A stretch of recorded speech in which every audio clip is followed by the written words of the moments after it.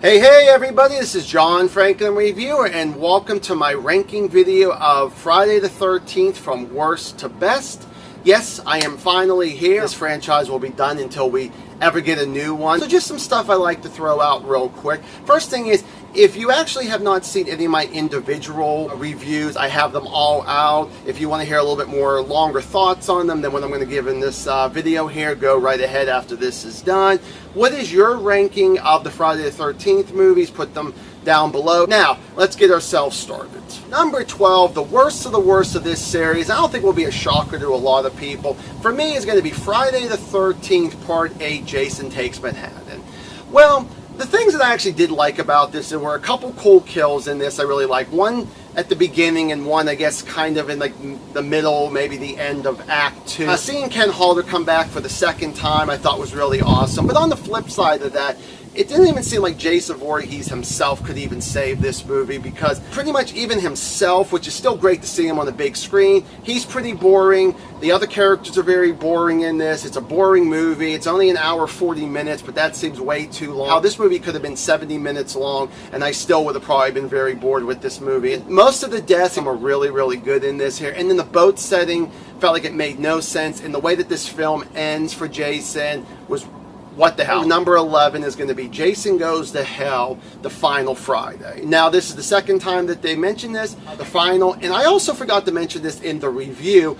This is actually the second stepchild behind Part 5. But Jason Goes to Hell, I love the first 5 to 10 minutes of this movie. It is very gory. This is the unrated version I'm talking about. And I love like the last minute, a really good surprise on that. But on the flip side, once again, just like Part 8, I really don't care that much for any of the characters. There were some characters I wanted to like, but it just never came out that way. If it was their acting wasn't the greatest, or just certain things that they had to do with the script, even though I shouldn't blame the actor, I should blame the script, which I don't know what the hell they were thinking when they made this movie with the script.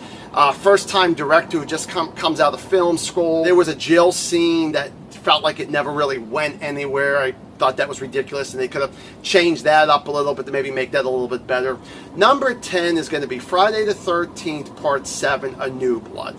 Now this is Ken Hodder's first time. Very great to see him in this.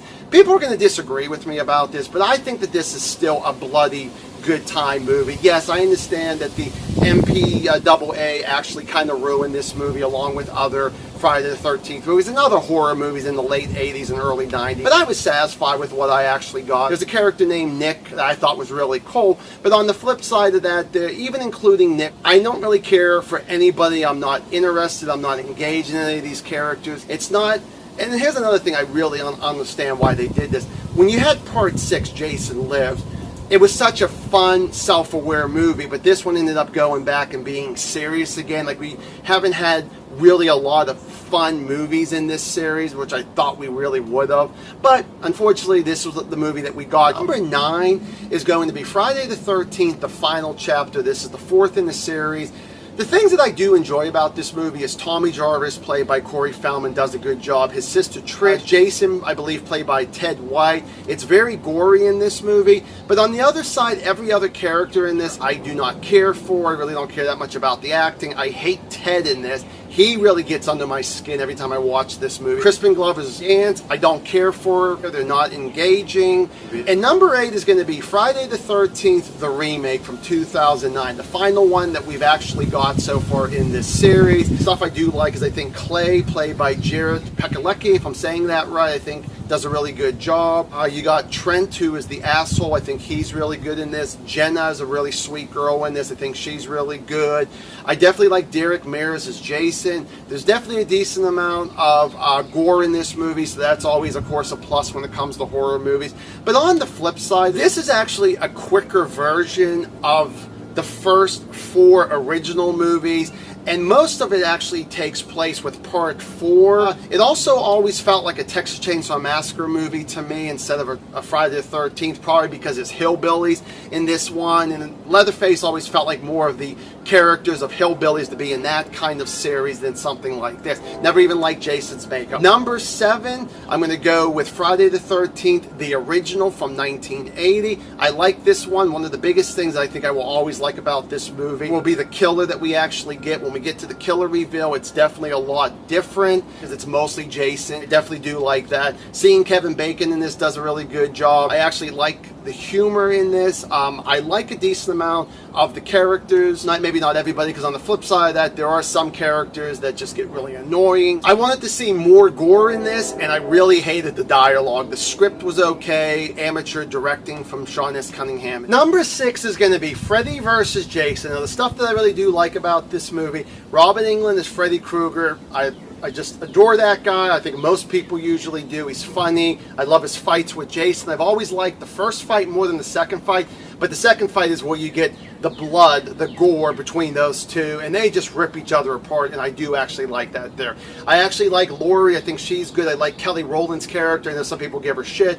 I think she's pretty damn good in this. On the flip side of that, especially going to this being a Jason, I think the actor, stuntman, does a good job, but he walks like a robot there. I'm sure the script, the director told him to do that. The different color palettes that they use in this movie, like certain things, like they use green for water for some reason. There's even a blue in a van. It definitely distracts you a little bit, pulling yourself out here and there. A couple characters is Will. He's actually the ex-boyfriend to Laurie. I have never really been a big fan of him. I think when I first saw this movie in the theaters back in 2003, I think he was at least okay, but now every time I watch it now, I wish he was a lot better with his acting there. Jason Ritter, I think it is, John Ritter's son. Then the newest character that I'm not a big fan of is Lindemann. He's kind of the geek of the group. I used to like him a lot more than Will, but this time around, not the biggest fan. The number 5 is Jason X. Yes, out of all the Ken Holder ones, this is the one I like because I think Jason is damn good in this. I like Ronan. She's a badass. She's a smart ass when she needs to be too. I like a character named Sarge. I think he's really, really good in this. Janessa. A lot of characters do a really good job in this, and it's just such a fun, humorous movie. But on the flip side of this, the very easiest one, the CGI is shit. Never been a big fan of the CGI. Not a big fan of Professor Lowe, probably one of the most stupidest characters I've ever seen in a horror movie. It's like an odd sex scene, almost like bondage. Not my thing. My number 4 is going to be Friday the 13th, Part 5, A New Beginning. Yes, this is actually a pretty good movie. The things I really like about this movie is I like Reggie the young boy. I like Ethel. She's actually very funny. She's actually just a cool character. She's not in it that much, but I do actually like her when she's actually on screen. I like the unique deaths in this. I actually like the killer reveal. This is the second movie that is actually not Jason. It doesn't really bother me like it used to. I think the grandfather's really nice in this, which is Reggie's grandfather. On the flip side, dull Tommy in this, just whenever he does get a chance to talk, he's very boring, he's very dull. He's definitely not an interesting character. Pam, who I think is actually pretty cool for about 2/3 of this movie. When we get to Act 3, whenever she's being chased by or killed, her screaming between 1 to 10, it goes up to a 20, and it gets very annoying to me. And the whole thing is that what starts the killing spree, I think, is going to be one of the most stupidest ways that a killing spree actually gets underway. Number 3 is going to be Friday the 13th, Part 3 in 3D. Well, I actually do enjoy this movie. I guess just to get it out of the way, I don't mind the 3D effects. I think it's kind of cheesy, but for me, it actually does work. I like some of the characters in here because decent amount of the acting is good. Like I like Chris. I think she's really good. I like a character who's kind of a Cheech and Chong, you know, kind of a mixture look-alike there. I think he actually does a pretty good job. He's actually pretty humorous when he needs to be. I definitely think Act 3 is very suspenseful between Jason and whoever the final girl actually ends up being. But on the flip side, I'm not really a big fan of Rick. He's just nothing but a horn dog. I don't really care that much for Shelley, the jokester of this one here. He's a little bit better than Ted, as much as, because Ted gets under my skin. Shelley does too, but I feel like in a different way, and I could watch him more than Part 4 anyway. There's bikers in this, they're actually wasted in this, and I thought the deaths could have been so much better. Number 2 is going to be Friday the 13th, Part 6, Jason Lives. Humor, I like the characters. I mean, I like Tommy in this one a lot better than Part 5. I like Megan. I like the sheriff. And I'm going to say this again like I did in my review. I wish the sheriff, with his acting, I wish he was nominated for the Academy Award for that year because he did such a damn good job with that. I was very pleased. The kills are great. Just everything about this movie is fun. But on the flip side, and maybe it's more of gripes than dislikes, I don't like the sheriff's deputy. I just think he's an idiot. He's supposed to be, but I just never can be convinced to actually like this guy and really enjoy the little bit of time he's actually in it. And also there is this couple in the woods drinking champagne, and of course, no surprise, he just wants to have sex with the woman. They get, killed pretty quickly anyways. They're only in a couple scenes.